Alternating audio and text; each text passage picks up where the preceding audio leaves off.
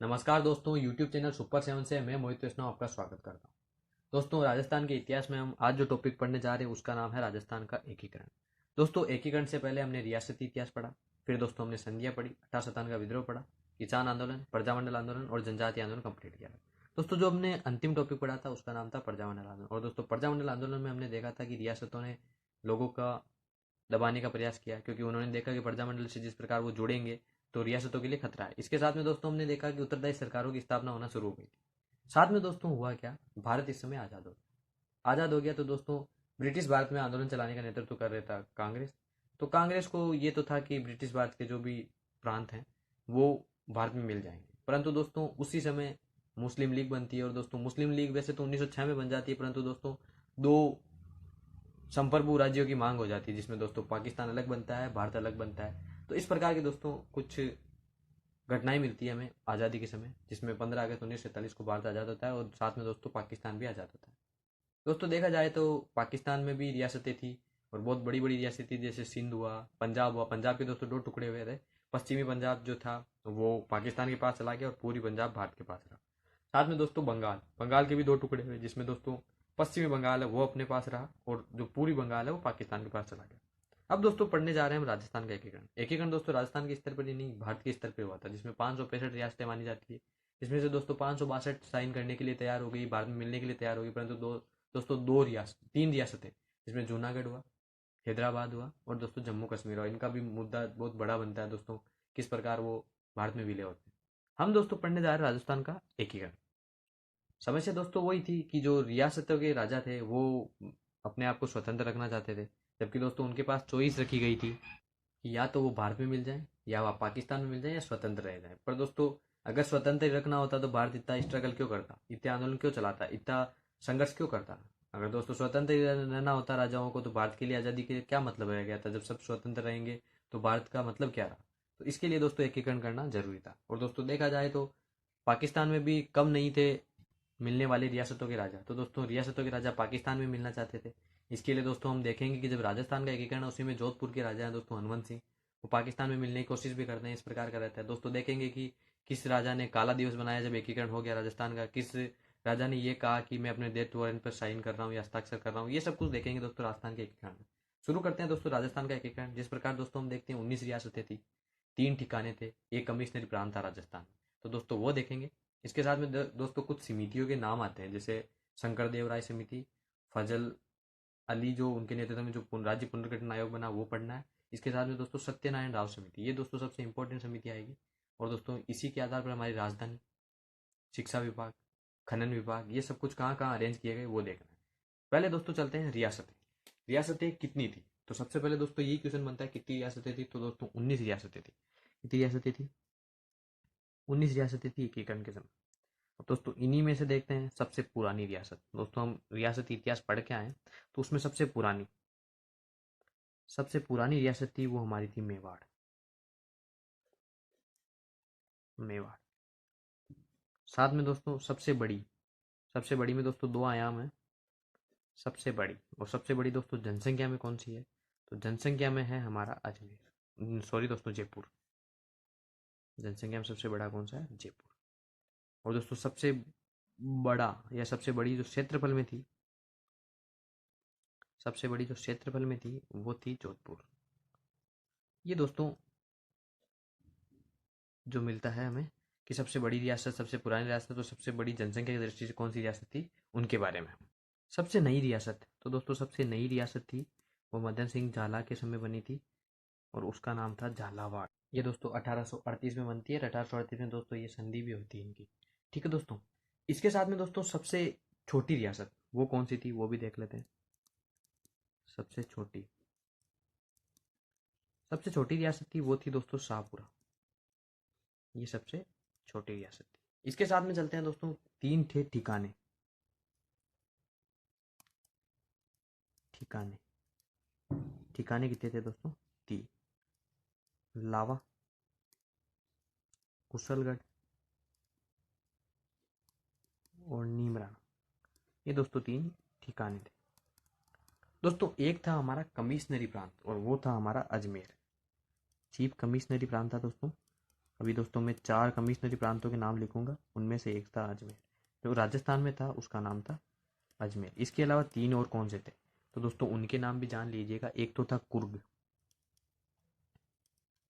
दूसरा था दोस्तों बलूचिस्तान, और एक था दोस्तों दिल्ली।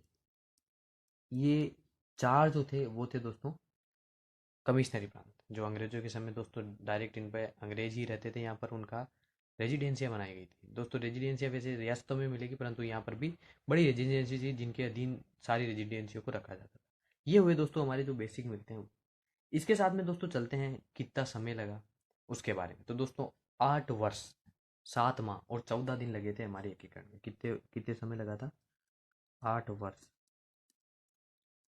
7 माह और 14 दिन, ये लगा था हमारे एकीकरण में समय।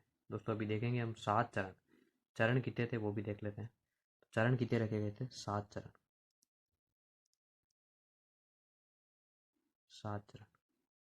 इसके साथ में दोस्तों अभी हम देखेंगे कि राजस्थान दिवस कब मनाया जाता है, और दोस्तों राजस्थान दिवस क्यों बनाया गया। पहले दोस्तों देखते हैं राजस्थान।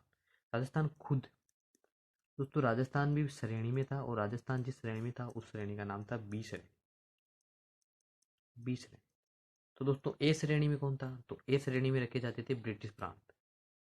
कौन रखे जाते थे? जो ब्रिटिश प्रांत थे, जहाँ पर डायरेक्ट दोस्तों अंग्रेजों का अधीन था, यहाँ पर दोस्तों राजा रहते थे। और दोस्तों बी श्रेणी में जिस प्रकार था, यहाँ पर मुख्यमंत्री, सॉरी दोस्तों, यहाँ पर राज्यपाल और प्रधानमंत्री का पद था, और यहाँ पर था वो था मुख्यमंत्री,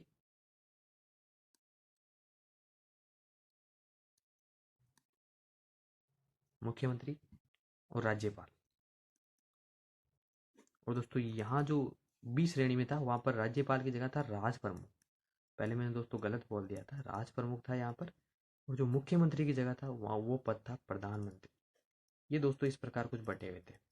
और दोस्तों सी श्रेणी होती थी, वो भी देख लीजिएगा। सी श्रेणी थी, उसमें थे चीफ कमिश्नरी प्रांत, जो जैसे दोस्तों हमारा अजमेर था वैसे चीफ कमिश्नरी। ये दोस्तों प्रांत थे, और ये दोस्तों टोटल 4 थे। और दोस्तों एक डी श्रेणी भी बनाई गई थी, जिसमें एकमात्र रखा गया था, उसको रखा गया था अंडमान और निकोबार को। ठीक है दोस्तों, ये रहा हमारा जो बेसिक बेसिक मिलता है वो। दोस्तों एक बात और बता दूं कि जो भारत का विलय चल रहा था, उसमें सबसे पहले जो राजस्थान की तरफ से जिस रियासत ने हस्ताक्षर किए थे, या जिस राजा ने हस्ताक्षर किए थे भारत में मिलने के लिए, क्योंकि दोस्तों राजस्थान का एकीकरण बाद में शुरू होगा, तो दोस्तों शुरू होगा उस समय का बाद में देखेंगे। पहले भारत के एकीकरण पे सबसे पहले जो हस्ताक्षर करने वाले राजा थे वो थे बीकानेर के राजा। भारत के एकीकरण पत्र पर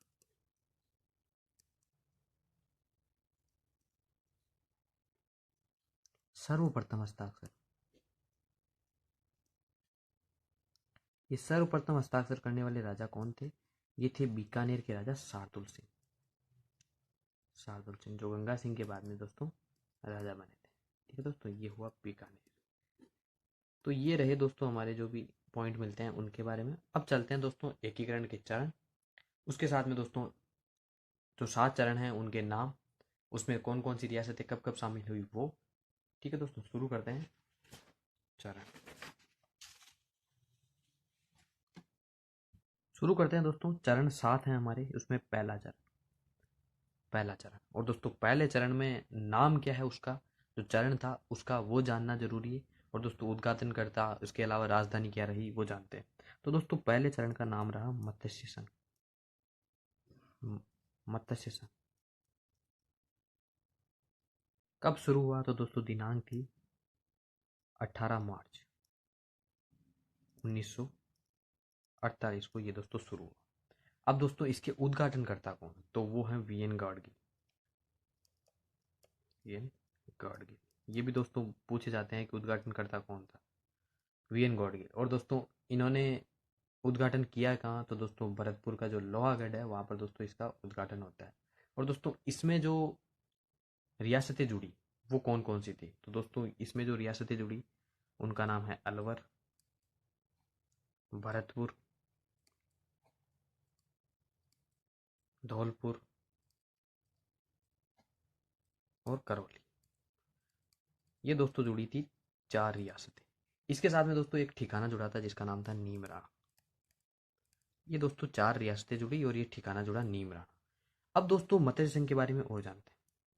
जो मत्स्य संघ है दोस्तों, इसका नाम मत्स्य संघ क्यों पड़ा, क्योंकि दोस्तों महाभारत काल में इस प्रदेश को मत्स्य प्रदेश कहा जाता था या मत्स्य जनपद कहा जाता था। और दोस्तों इसका नाम मत्स्य संघ अभी रखने यानी एकीकरण के समय रखने का सुझाव दिया था, वो दिया था कन्हैयालाल माणिकचंद मुंशी। ये दोस्तों संविधान सभा में हमें मिलेंगे। के एम मुंशी ने दोस्तों इनका ये सुझाव दिया था कि इस क्षेत्र का नाम मत्स्य संघ रखा जाए। इसके साथ में चलते हैं दोस्तों। यहाँ पर जिस प्रकार दोस्तों रियासतों को एकीकरण करोगे तो राजा महाराजा भी कुछ डिमांड रखेंगे। तो दोस्तों राज प्रमुख का पद और प्रधानमंत्री का पद हमें यहाँ देखना है। साथ में दोस्तों राजधानी, यहाँ की जो राजधानी बनती है वो देखना है। जो दोस्तों यहाँ के राज प्रमुख बनते हैं, यहाँ देखेंगे दोस्तों राज प्रमुख। यहाँ के जो राज प्रमुख बनते हैं वो बनते हैं उदयभान सिंह। उदयभान सिंह ये दोस्तों यहाँ के क्या बनते हैं, राज प्रमुख। और उदयभान सिंह कहाँ के राजा हैं, तो वो है धौलपुर के। दोस्तों धौलपुर का उनका राज प्रमुख मिल गया। अब दोस्तों राजधानी, राजधानी ये देख लेते हैं। राजधानी इस संघ की या इस जो मत्स्य संघ बनता है इसकी राजधानी रखी जाती है, वो रखी जाती है अलवर। इसके साथ में दोस्तों प्रधानमंत्री, यानी प्रधानमंत्री किसको बनाया गया, तो प्रधानमंत्री बनाया गया दोस्तों यहाँ के एक नेता थे शोभालाल कुमावत, शोभाराम कुमावत, सॉरी दोस्तों, शोभाराम कुमावत। और ये थे अलवर के। इसके साथ में दोस्तों एक उपराज प्रमुख का पद भी मिलता है, तो वो किसको दिया गया, वो दिया गया गणेश पाल देव को।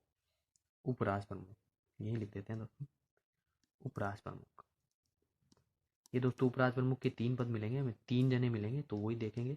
उपराज प्रमुख सारे संघों में मिलेंगे। यहाँ पर दोस्तों केवल एक उपराज प्रमुख है जिनका नाम है गणेश देव, गणेश पाल देव, गणेश पाल देव। और दोस्तों ये कहाँ से थे, ये थे करौली से, करौली से। इस प्रकार दोस्तों हमारा जो पहला संघ था मत्स्य संघ वो कंप्लीट होता है।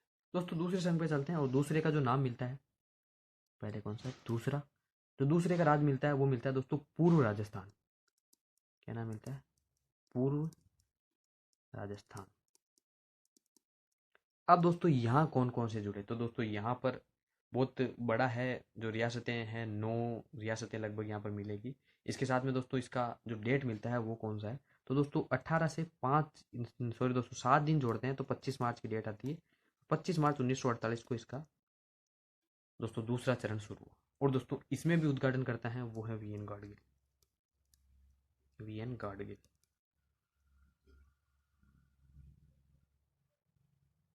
ठीक है दोस्तों, वी एन गाडगिल इसके उद्घाटन करता है।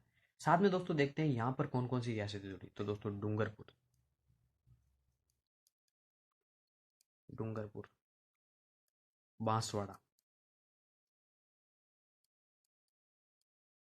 और प्रतापगढ़, ये 3 तो जुड़ी दोस्तों दक्षिण भारत की है हमारी वो। इसके साथ में दोस्तों एक जुड़ी थी शाहपुरा, टोंक और किशनगढ़, शाहपुरा, टोंक और किशनगढ़। दोस्तों मैं एक बताना भूल गया था, वहां पर एकमात्र जो मुस्लिम रियासत थी वो टोंक थी। इसमें बताया था मैंने, जब सबसे बड़ी रियासत सबसे छोटी रियासत, वहां पर एकमात्र जो मुस्लिम रियासत थी वो टोंक थी। इसके साथ में दोस्तों जो और 3 रियासतें बसती है वो कौन सी है, तो कोटा, झालावाड़ और बूंदी। ये दोस्तों 3 रियासतें यहाँ जुड़ी थी। इसके साथ में दोस्तों एक ठिकाना जुड़ा था, उसका नाम था कुशलगढ़, कुशलगढ़। दोस्तों 2 ठिकाने आ गए, अब एक केवल लावा बचा है। लावा, नीमराना, कुशलगढ़, 3 ठिकाने थे हमारे। यहाँ पर दोस्तों राज प्रमुख का पद किसे मिला, तो यहाँ पर राज प्रमुख का पद मिला था, वो मिला था भीम सिंह को। वो किनको दिया गया था, भीम सिंह। भीम सिंह कहाँ के हैं दोस्तों, कोटा के। ये भी याद रखिएगा दोस्तों, कोटा के भीम सिंह को राज प्रमुख का पद दिया गया। राजधानी, राजधानी दोस्तों कोटा बना दी गई, राजधानी क्या बना दी गई, कोटा। प्रधानमंत्री कौन बनते हैं, तो प्रधानमंत्री दोस्तों यहाँ पर बनते हैं गोकुल लाल आसावा।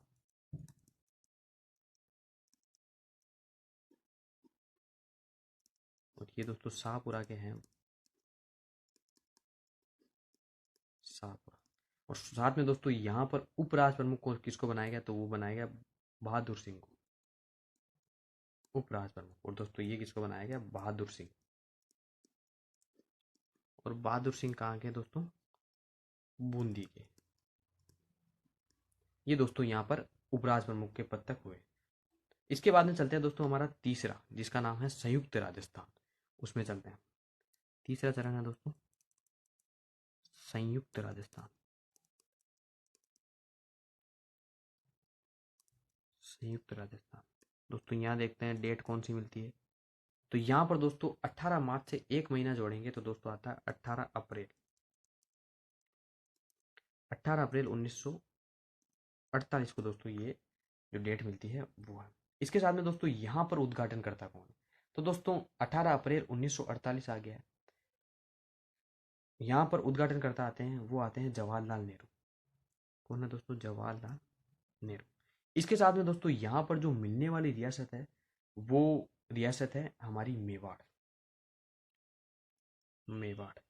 और दोस्तों मेवाड़ के साथ में यहाँ पर जो हमारा पूर्व राजस्थान है उसको भी जोड़ दिया जाता है। क्या जुड़ गया दोस्तों? पूर्व राजस्थान। तो दोस्तों इन दोनों को अगर जोड़ दिया जाए तो एक पैकेट इनका तैयार हो गया। एक ये अलग से पैकेट पड़ा है दोस्तों, अलग अलग सेक्टर पड़े हैं। अभी मत्स्य संघ अलग पड़ा है और ये पूर्व राजस्थान और संयुक्त राजस्थान दोनों विलय होते हैं। तो दोस्तों यहाँ पर जो रियासतें होगी 9 तो इसमें थी, एक ये हो गई, तो टोटल कितनी होगी दोस्तों? 10 रियासतें यहाँ पर जुड़ती है। साथ में दोस्तों यहाँ पर देखेंगे हम कि यहाँ पर राज प्रमुख कौन बने।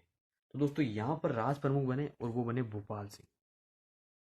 और दोस्तों राज प्रमुख बनने के साथ में भूपाल सिंह ने एक शर्त लगी, वो भी जानेंगे।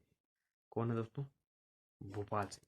दोस्तों भूपाल सिंह ने कहा कि मैं जब तक जीवित हूँ तब तक मैं ही राज प्रमुख रहूँगा। अब दोस्तों जो लोग हैं उनके सामने समस्या फंस गई, क्योंकि एकीकरण भी करवाना रियासतों का। और दोस्तों रियासतों में राज प्रमुख का पद सब चाहते थे, क्योंकि दोस्तों बहुत बड़ा सम्मानीय पद था। अब दोस्तों भूपाल सिंह ने कह दिया मैं आजीवन रहूंगा, तो आजीवन के तौर पर अब उनको आजीवन रखना पड़ेगा। तो आगे क्या होता है वो भी देखेंगे। और दोस्तों ये देखा जाएगा कि जो रियासतें हैं उनको अगर पद नहीं दिया जाए तो वो स्वतंत्र रह सकती है। और स्वतंत्र रहने के लिए दोस्तों एक क्राइटेरिया था, वो भी देखेंगे क्राइटेरिया क्या रखा गया था। ठीक है दोस्तों, अब यहाँ पर राजधानी क्या रखी गई? यहाँ पे दोस्तों जब मेवाड़ जुड़ा है तो राजधानी क्या होनी चाहिए? तो उदयपुर यहाँ पर राजधानी रही। उदयपुर राजधानी रही। अब दोस्तों जब राजधानी उदयपुर हुई तो यहाँ के प्रधानमंत्री कौन होने वाले? तो प्रधानमंत्री दोस्तों यहाँ के एक फेमस जो नेता थे उनका नाम था माणिक्यलाल वर्मा। दोस्तों बिजोलिया बेंगू ये हमने देख लिया है। माणिक्यलाल वर्मा यहाँ का इनका रोल मिलता है, पंचीड़ा अर्जी नाम के गीत है इनके। इसके साथ में दोस्तों उपराज प्रमुख, ये पद किसको मिला? तो वो भी देख लेते हैं। उपराज प्रमुख, और ये पद दोस्तों शिफ्ट हो गया, जो कोटा के भीम सिंह थे उनको बना दिया कि उपराज प्रमुख। क्या बने दोस्तों? भीम सिंह। ये हुआ दोस्तों हमारे 3 चरणों तक का जो एकीकरण है वो। आगे के दोस्तों चरण है वो कल देखेंगे। तब तक के लिए दोस्तों धन्यवाद। इसमें दोस्तों जब आगे हम देखेंगे उसमें समितियां देखनी है हमें दोस्तों कि कौन सी समिति का क्या रोल मिलता है, और दोस्तों जो क्राइटेरिया था किन किन रियासतों को स्वतंत्र रहने की आज़ादी थी वो भी देखेंगे। आज के लिए दोस्तों इतना ही, कल फिर मिलते हैं दोस्तों। तब तक के लिए दोस्तों धन्यवाद। वीडियो को लाइक करें, शेयर करें और चैनल सुपर 7 को सब्सक्राइब करें।